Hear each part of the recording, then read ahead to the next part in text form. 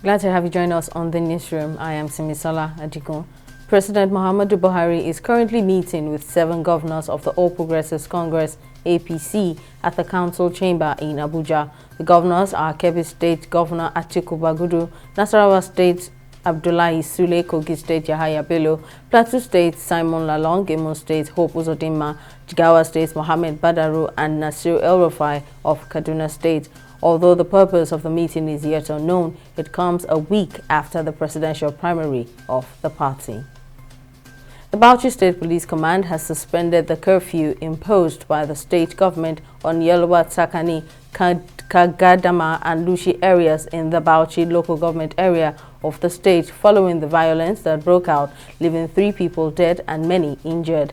In a statement signed by the command's public relations officer Ahmed Wakil, the suspension follows a review of the improvement of security in the area within the last couple of days. He also called on community and religious leaders to monitor the behaviors of youth in the area and report any suspicion to security agencies.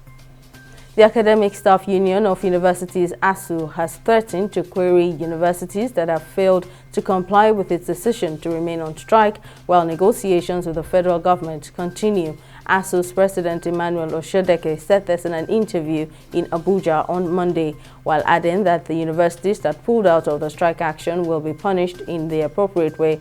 Oshodeke also disclosed that the union would be meeting with the federal government within the week.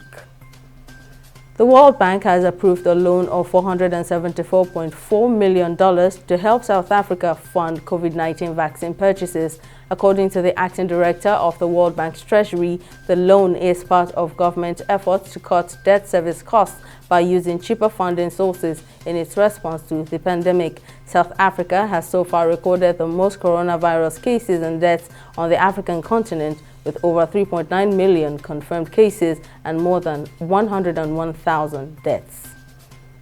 The Central Bank of Nigeria, CBN, has warned that the federal government's rise in borrowing from its ways and means advances could have adverse effects on the bank's monetary policy to the detriment of domestic prices and exchange rates. This warning comes after data from the Apex Bank revealed that the nation's borrowing through ways and means advances has risen from 17.46 trillion naira as of December 2021 to 19.01 trillion naira as of April 2022. The CBN says direct consequences of central banks' financing of deficits will result in distortions or surges in the monetary base, leading to adverse effects on domestic prices and exchange rates. On the global scene, Burkina Faso's government has announced 3 days of national mourning from Tuesday after at least 50 civilians were killed over the weekend in the north of the country. During the mourning period, flags will be flown at half-mast on all public buildings and all Burkina Faso missions abroad. On Monday, the government said that 50 civilians had been killed in the attack by unidentified armed men in Saitenga area and warned that the toll may rise. The stage is set for the 2022 World Fencing Championship, built to hold in Lagos on September 11 and 12, 2022.